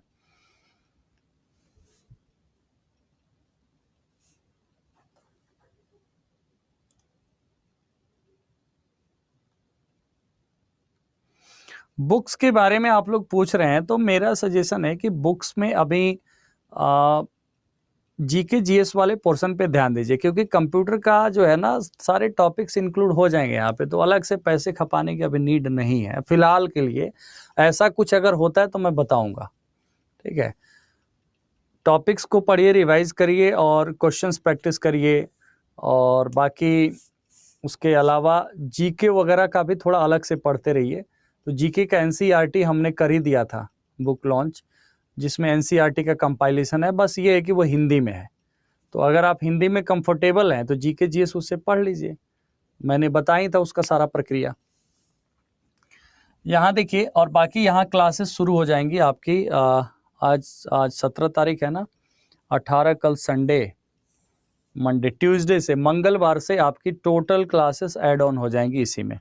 इतने में आप लोग सहज भी हो गए एप्लीकेशन से। पहले दिन थोड़ा सा तूफानी मचा हुआ था कि सर आवाज़ नहीं आ रही, सर कनेक्ट नहीं हो रहे हैं। अब तो कोई तूफानी नहीं है, सहज भी हो गए, हमसे भी थोड़े सहज हो गए, हमने भी आपको समझ लिया। तो हम अपनी पूरी टीम को इंस्ट्रक्ट क्या मतलब बता दिए हैं कि कैसे कैसे लैंग्वेजेस वगैरह या क्या किस तरीके से समझाना है, क्या कंटेंट कितना होना चाहिए, क्योंकि 2 महीने का पेपर है और आपको तो पता ही है कि मैं ज़्यादातर सब्जेक्ट में सहज हूँ, नॉट ओनली कंप्यूटर साइंस, तो पता होगा ना आपको। चलिए, अब तो राइट टू स्पीच सस्पेंड है, तो कैसे आप लोग बताओगे? तो इसलिए हमने प्रॉपर तरीके से टीम को अपने हिसाब से सब कुछ कर दिया है, and they are working on, मतलब ऑलरेडी कंटेंट्स हैं, प्रॉपर हैं सबके। तो कुल मिलाकर के ये है कि आपको समय कम ज़रूर लग रहा होगा, बट बहुत अच्छा होगा, क्योंकि मैं कहीं नहीं जाने वाला हूँ। पेपर के दिन भी हो सकता है लाइव रहूँ, उस मतलब विल कनेक्ट, ठीक है? रिजल्ट के टाइम भी रहूँ, तो ये सब चीज़ आपको है, क्लियर हो जाएगा। अब देखिए, इंस्ट्रक्शन साइकिल क्या है। कुछ भी एग्जीक्यूट करता है सिस्टम, मतलब सिस्टम कोई भी प्रोसेस करता है तो उसको यहाँ पर किसी कमांड को एक इंस्ट्रक्शन ही माना जाता है, ठीक है? तो इंस्ट्रक्शन साइकिल क्या रिप्रेजेंट करता है? Sequence of events. Sequence of events क्या है, जैसे कि इंस्ट्रक्शन किसी मेमोरी में है तो उस मेमोरी से इन्वोक करना, तो उसे फेच करना कहते हैं। तो takes place an instruction is read from the memory and executed, मतलब मेमोरी से रीड करना और उसे एग्जीक्यूट करना और फिर उसके आउटपुट को स्टोर करना। The program is executed in the computer by going through a cycle for each instruction. एक एक इंस्ट्रक्शन क्या होगा, इंस्ट्रक्शन एक आएगा तो वो फिर क्या होगा, मतलब फेच होगा, डिकोड होगा, फिर एग्जीक्यूट होगा, ठीक है। इसके अकॉर्डिंग पूरा साइकिल चलता है। जैसे आप यहाँ पर इमेज में देख रहे हैं, इस इमेज में आप देख रहे हैं यहाँ पर कि इंस्ट्रक्शन क्या हुआ, जैसे फेच हुआ, ठीक है, फिर क्या हुआ यहाँ पर इनडायरेक्ट मतलब डिकोड हुआ यहाँ पे, ठीक है, डिकोड, ठीक है, फिर क्या हुआ एग्जीक्यूट हुआ और एग्जीक्यूट के बाद क्या हुआ इंटरप्ट। तो यहाँ पर एक एक करके ये इंस्ट्रक्शन की पूरी साइकिल है, फेच डिकोड एग्जीक्यूट, ठीक है, फेच डिकोड और एग्जीक्यूट और फिर इंटरप्ट। इसमें फेच साइकिल क्या है, ये डिकोड है, ठीक है, ये जो है ये डिकोड है, आप डिकोड ही याद रखिए, कंफ्यूजन क्रिएट होगा। तो फेच डिकोड एग्जीक्यूट इंटरप्ट, ये चार जो है इंपॉर्टेंट जो है इवेंट्स आकर हो रहे हैं किसी प्रोसेस को एग्जीक्यूट करने में। तो फेच साइकिल में क्या हो रहा है, फेच साइकिल में सबसे पहले समझना है the fetch cycle begins with retrieval the address stored in the program counter. जैसे प्रोसेसर फ्री है तो वो किसी इंस्ट्रक्शन को क्या करता है, फेच करेगा, तो वो इंस्ट्रक्शन मतलब नेक्स्ट इंस्ट्रक्शन जो होता है, जो एग्जीक्यूट होता है, उसका एड्रेस कहाँ पे होता है। एड्रेस मतलब एड्रेस ऑफ द इंस्ट्रक्शंस, मतलब मेमोरी लोकेशन जहां पर वो इंस्ट्रक्शन स्टोर है। तो प्रोग्राम काउंटर में क्या होता है, प्रोग्राम काउंटर एक एड्रेस रखता है नेक्स्ट इंस्ट्रक्शन का जो एग्जीक्यूट होगा। इस पे हमने कई बार चर्चा कर लिया। अब पहले यहीं से शुरू होता है प्रक्रिया, प्रारंभ कहां से होता है, प्रोग्राम काउंटर से। तो पहला प्रक्रिया जो है किसी प्रोसेस को, किसी इंस्ट्रक्शन को फेच करना प्रोग्राम काउंटर से शुरू होता है, क्योंकि प्रोग्राम काउंटर कीप ट्रैक, अब जो लोग कल क्लास में नहीं थे उनको मैं थोड़ा रिपीट कर रहा हूं, प्रोग्राम काउंटर एक प्रकार का रजिस्टर है और रजिस्टर क्या है, हाई स्पीड मेमोरी लोकेशंस हैं जिसका प्रयोग सीपीयू या प्रोसेसर प्रोग्राम को एग्जीक्यूट करने में करता है। तो registers are nothing but high speed memory locations, ठीक है। ये ऐसा नहीं होता कि कोई चिप है, कोई पेन ड्राइव है, आप कभी ये समझे कि रजिस्टर कोई पेन ड्राइव जैसा है, कोई हार्ड डिस्क जैसा है, ऐसा नहीं है। मेमोरी हायरार्की में इसे कंसीडर करते हैं, but this is not anything जो एक हार्डवेयर के फॉर्म में हो रहा है। यहाँ पे registers are just a memory locations, ठीक है। यहां पर ये प्रोसेसर के साथ ही रहता है। यहां पर देखेंगे प्रोग्राम काउंटर से ही प्रक्रिया शुरू हुआ। अब देखते हैं डिकोड साइकिल। डिकोड साइकिल क्या है, किसी भी इंस्ट्रक्शंस को डिकोड करने का मतलब है इंटरप्रीट करना कि what function is to be perform, आखिर कौन सा काम करना है, what task is to be performed, और वो एक एएलयू समझ पाए, ठीक है। तो डिकोड साइकिल जो होता है मतलब फेच करके डिकोड करना, ये काम कौन कर रहा है, कंट्रोल यूनिट कर रहा है, ठीक है।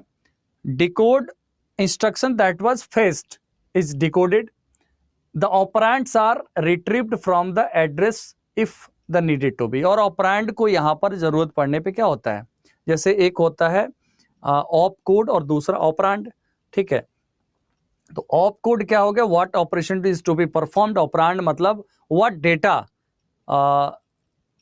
डेटा और एक्चुअल वैल्यू जो होता है जिसपे वो ऑपरेशन करना है, जैसे मल्टीप्लिकेशन करना है तो वैल्यू होगा, तो उसे हम ऑपरेंड कहते हैं। ऑपरेंड मतलब just like a variable in programming language, parameters, ठीक है। तो फेच और डिकोड साइकिल है। एग्जीक्यूट साइकिल क्या है, this cycle as the name suggest simply executes the instructions that was fetched and decoded. और इसके बाद होता है इंटरप्ट साइकिल।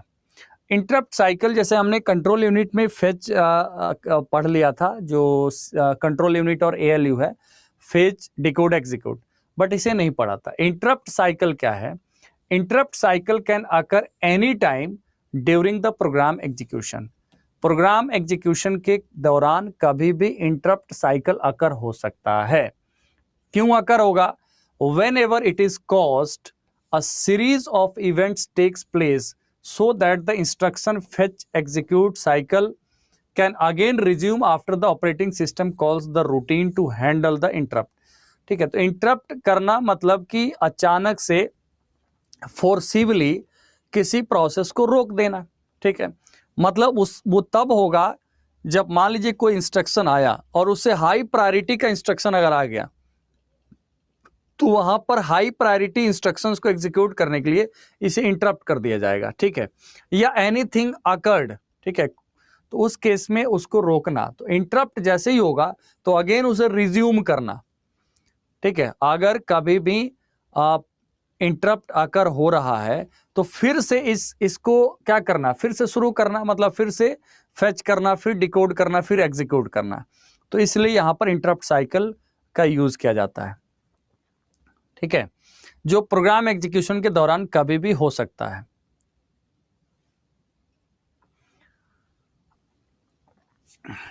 यहां पर क्वेश्चन ही पूछा गया है, डेफिनेशन नहीं लिखा, मतलब ऑप्शन आपको देखना है। यहां पे आपसे क्या पूछा गया है?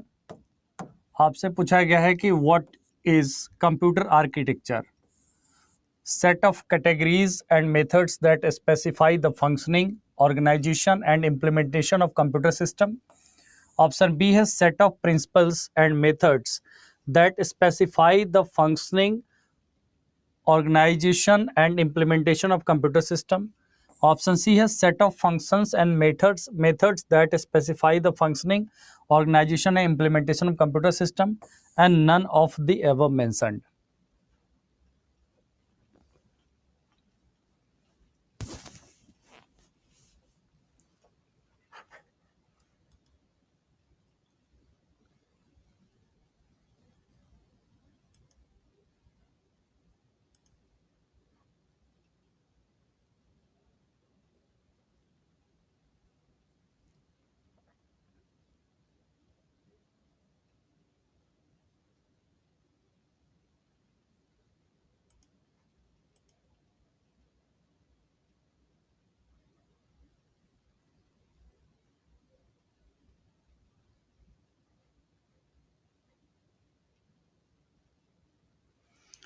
तो आंसर होगा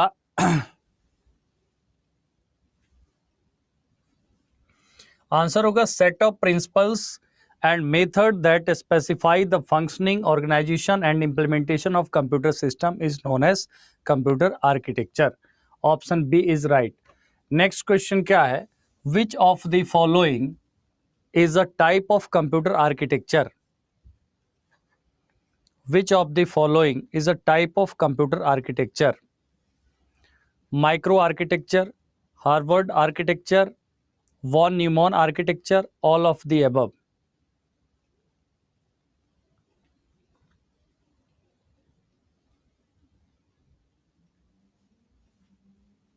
All of the above are mentioned are type of computer architecture. ठीक है, वॉन न्यूमॉन हो, हार्वर्ड आर्किटेक्चर हो, इंस्ट्रक्शन सेट आर्किटेक्चर हो, ISA इसे कहते हैं, ISA। नेक्स्ट क्या है? Which of the following is a type of architecture used in computers nowadays? अभी कंप्यूटर में कौन सा आर्किटेक्चर यूज होता है? माइक्रो आर्किटेक्चर यूज होता है, हार्वर्ड आर्किटेक्चर यूज होता है, वॉन न्यूमॉन आर्किटेक्चर होता है, या सिस्टम डिजाइन होता है?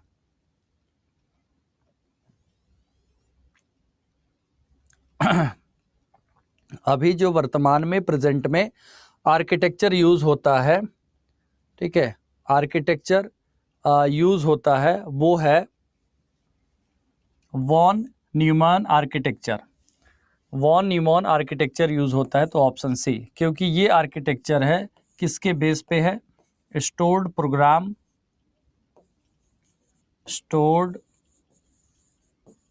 प्रोग्राम कॉन्सेप्ट पर आधारित है। मतलब डेटा और instructions can be stored, data and process. Paul के लिए आप लोग बोल रहे हैं, पॉल में फिर वो टाइम लगता है, बार बार क्लिक करना पड़ता है, तो इसलिए मैं सोच रहा हूं कि आप लोग खुद ही अपना इनपुट डालिए और पता चल ही रहा है। ठीक है, स्टोर्ड प्रोग्राम प्रोसीजर के बेस्ड पे है, तो वॉन न्यूमन आर्किटेक्चर है, ऑप्शन सी इज राइट। ठीक है,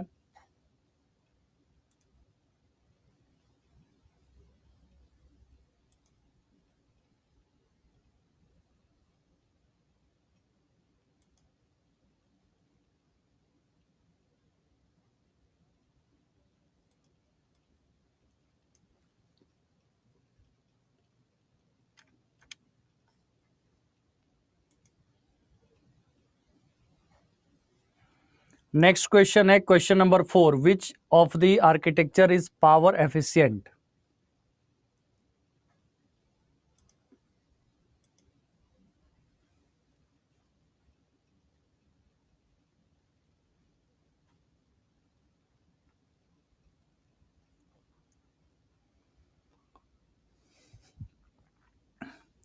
which of the which of the architecture is power efficient?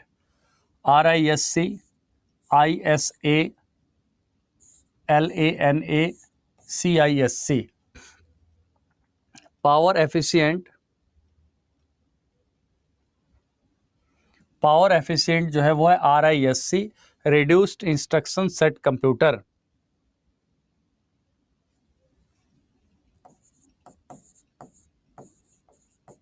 Reduced instruction set computer. Next, मतलब रिड्यूस्ड इंस्ट्रक्शन सेट कंप्यूटर का मतलब एक ऐसा आर्किटेक्चर जो कम इंस्ट्रक्शंस यूज करता है या कम इंस्ट्रक्शंस के हेल्प से ही प्रोग्राम एग्जीक्यूट करता है। ठीक है, नेक्स्ट क्या है, next question, what does VLIW stands for? What does VLIW stands for?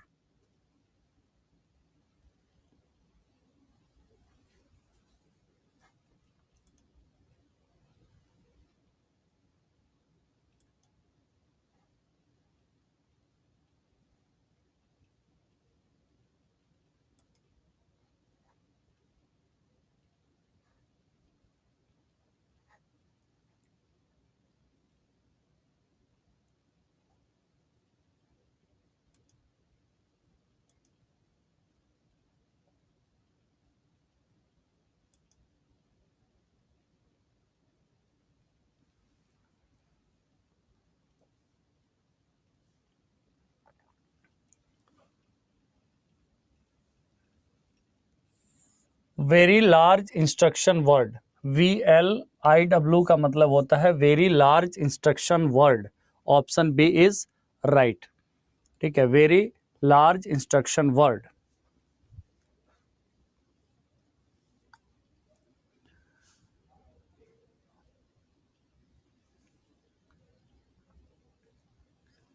VLIW stands for,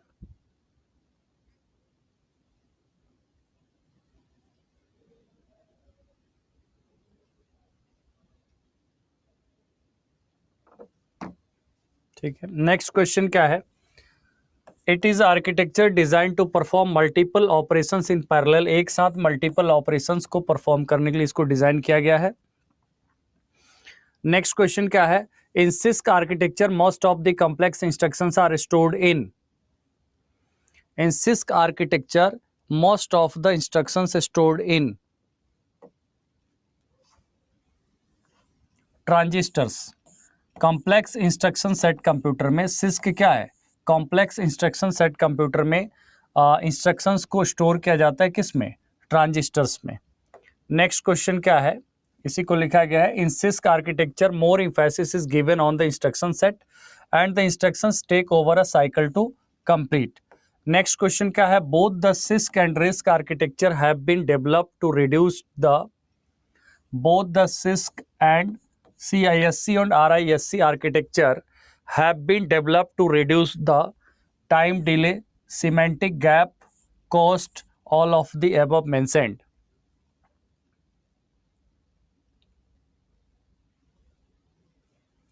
semantic gap, semantic gap क्या होता है, जैसे दो प्रोग्रामिंग लैंग्वेजेस में जो डिफरेंस आता है उसको दूर करने के लिए, जैसे अगर हम देखें तो सिमेंटिक गैप जो होता है gap between high level languages and low level languages. Low level language क्या हो गया, मशीन लेवल 0 और 1, और हाई लेवल क्या हो गया, हाई लेवल जिसमें प्रोग्रामिंग लैंग्वेजेस जैसे सी प्लस प्लस, जावा, सी।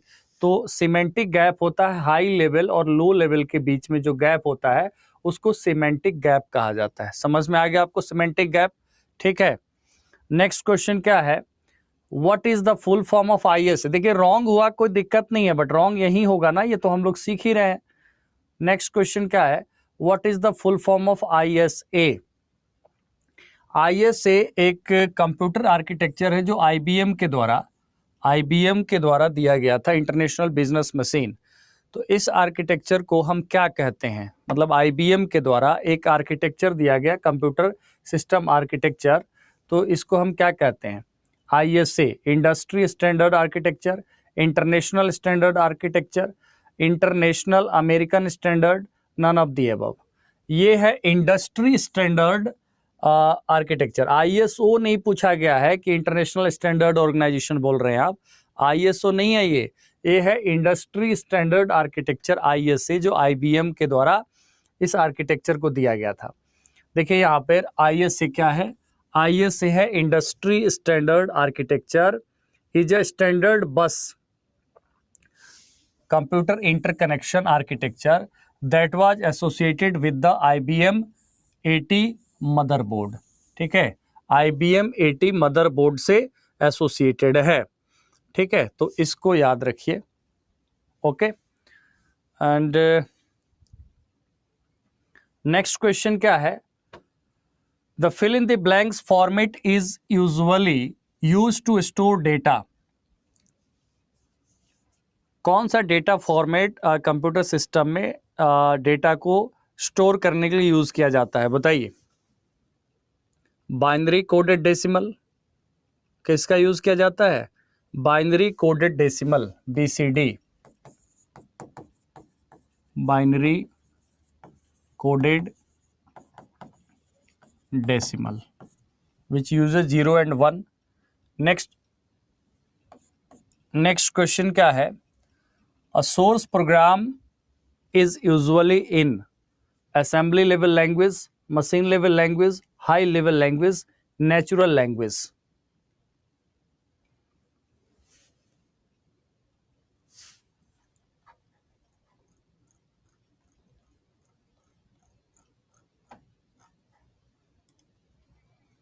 सोर्स प्रोग्राम नॉर्मली किस में होता है? हाई लेवल लैंग्वेज में होता है, और हाई लेवल लैंग्वेज के एग्जांपल मैंने बताया था कल या परसों ही तो बताया था, जैसे C प्लस प्लस क्या हाई लेवल लैंग्वेज है, एल्गोल, कोबोल, फोर्ट्रान, बेसिक, ये सब पुराने लैंग्वेज हैं, बट क्या करिए एग्जाम में तो यही आएगा ना। ठीक है, प्रोग्राम में तो यही आएगा। यहां देखिए एल्गोल क्या है, एल्गोरिथमिक लैंग्वेज है। कोबोल क्या है, कॉमन बिजनेस ओरिएंटेड लैंग्वेज है। फोर्ट्रान क्या है, फॉर्मूला ट्रांसलेशन है। बेसिक क्या है, beginners all purpose symbolic instruction code है। फुल फॉर्म सबका याद रखिएगा, 1-2 क्वेश्चन आ जाता है, इजी समझ के मत छोड़िएगा। ठीक है, तो हाई लेवल लैंग्वेज हो गया। नेक्स्ट क्वेश्चन क्या है, which memory device is generally made up of semiconductor? इनमें से कौन सा मेमोरी है जो सेमीकंडक्टर से मिलकर बना होता है?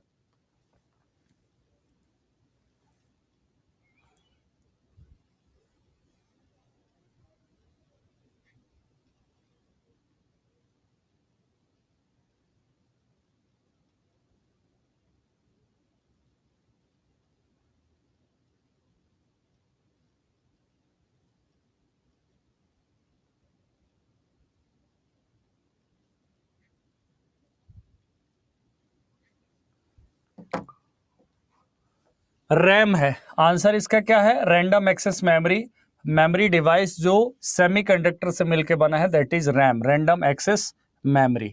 नेक्स्ट क्वेश्चन है, which registers can interact with the secondary storage? Which register can interact with the secondary storage? कौन सा रजिस्टर होता है जो सेकेंडरी स्टोरेज से इंटरेक्ट करता है? थोड़ा जल्दी करिए। MAR है, PC है program counter, instruction register, accumulator. तो सेकेंडरी स्टोरेज से जो इंटरेक्ट करता है ना वो MAR होता है, मेमोरी एड्रेस रजिस्टर। क्या होता है? MAR। नहीं भी पता कोई दिक्कत नहीं है, ये पढ़ाने के लिए आपको ये क्वेश्चन लगाया गया, मेमोरी एड्रेस रजिस्टर। ठीक है, तो मेमोरी एड्रेस रजिस्टर क्या होता है? जो इंटरेक्ट करता है किससे? सेकेंडरी स्टोरेज से, जैसे हार्ड डिस्क ड्राइव से and all secondary storage devices. Next instructions तो क्या होगा? प्रोग्राम काउंटर में होगा। और करेंटली कौन सा इंस्ट्रक्शन जो एग्जीक्यूट होता है वो इंस्ट्रक्शन रजिस्टर में होता है, करेंटली जो एग्जीक्यूशन के दौरान है। ठीक है, और एग्जीक्यूशन के दौरान आउटपुट के लिए, ठीक है, आउटपुट रिजल्ट स्टोर करने के लिए एक्यूमुलेटर होता है। तो एक्यूमुलेटर को क्या कहा जाता है? एक्यूमुलेटर है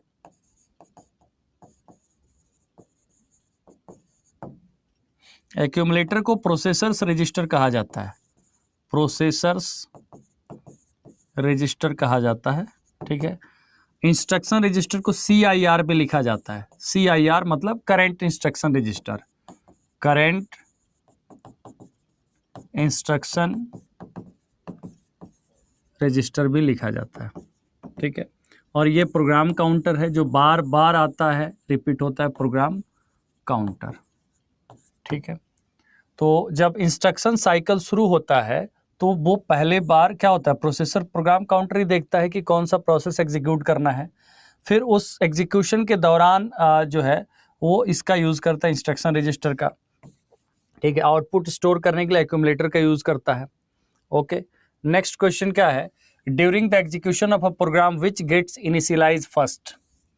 during the execution of a program which gets initialize first. Prolog क्या है? अंकिता पूछ रही है। प्रोलॉग, अंकिता, एक ऐसा प्रोग्रामिंग लैंग्वेज है जो प्रोबेबिलिटी के बेस्ड पे है, आर्टिफिशियल इंटेलिजेंस में यूज होता है। एक अच्छा सवाल पूछा गया अंकिता के द्वारा, वैसे तो आगे मैं कभी ना कभी बताता ही। प्रोलॉग पूछा गया है। प्रोलॉग का फुल फॉर्म होता है प्रोबेबिलिस्टिक लॉजिक। प्रोबेबिलिस्टिक लॉजिक होता है जिसको शॉर्ट फॉर्म में लिखा जाता है प्रोलॉग। प्रोलॉग एक प्रोग्रामिंग लैंग्वेज है, ठीक है, जिसका प्रयोग किस में किया जाता है? आर्टिफिशियल इंटेलिजेंस में, AI बेस्ड सिस्टम्स को डेवलप करने के लिए प्रोलॉग का यूज किया जाता है। इतना याद रखिए फिलहाल तो, ठीक है। यहां पर आंसर क्या होगा? Program counter. आंसर क्या होगा? During the execution of a program which gets initialize first दो PC, program counter is a right answer. अब देखिए, जिसको जिसको नहीं याद है, मतलब धीरे धीरे इसको सीखते जाइए, ठीक है। नेक्स्ट क्या है? विच ऑफ द रजिस्टर और registers of the processor are connected to the memory bus. Which of the register और registers of the processor is are connected to the memory bus? Program counter, MAR, IR, both PC and MAR।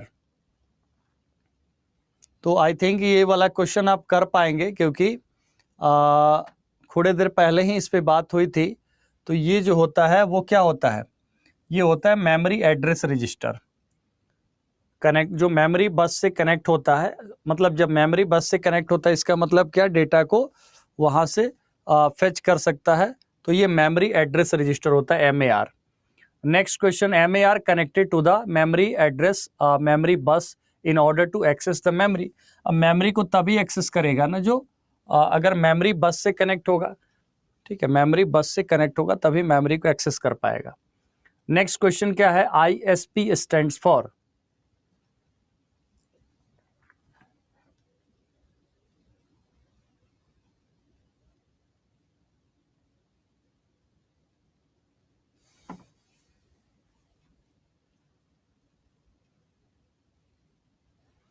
ISP stands for. अच्छा, मुझे एक बात बताइए, क्या सभी लोग आज YouTube भी देखेंगे? 8 बजे वाले सेशंस में आप लोग आएंगे क्या? क्योंकि 8 बजे सेशन है, तो अगर आएंगे तो क्वेश्चंस ये कुछ तो रिवाइज हो जाएंगे क्योंकि वहाँ पे रिवाइज भी करवा दूंगा, और कुछ और भी क्वेश्चंस जो होंगे वो करवा दूंगा आगे के, ठीक है। अरे सेम थिंग रहेगा, थोड़ा बहुत तो ये भी होगा, और बाकी आपका वहाँ पे बस एक्सप्लेनेशन इतना नहीं होगा, थोड़ा बहुत मतलब क्वेश्चन आंसर टिक करके रिवीजन पर्पज से, ठीक है। कुछ क्वेश्चंस जो है वो सेम रहेंगे, उसके आगे के सेम नहीं रहेंगे।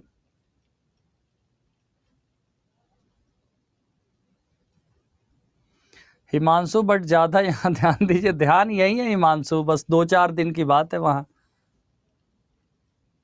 यहाँ का टाइम बढ़ाना होगा, बिल्कुल बढ़ाएंगे ना, 3 घंटा करेंगे। यहां देखिए ISP होता है instruction set processor, ISP stands for instruction set processor, ठीक है। नेक्स्ट है the registers ALU and the interconnection between them are collectively called as, the registers ALU and the interconnection between them are collectively called as process route, information trail, information path, data path। फिर पढ़ देता हूं, registers जो program counter या accumulator and all that, registers arithmetic logic unit and the interconnection between them are collectively called as, इसको क्या कहा जाता है?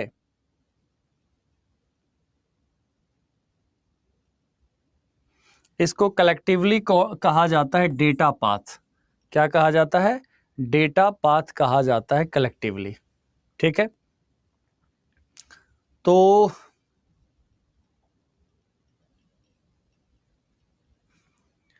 क्लास को बस थोड़ा सा क्लोज कर रहा हूं यहीं पे, ठीक है। तो चलिए, now I am closing the session because I have to reach in the studio, another studio.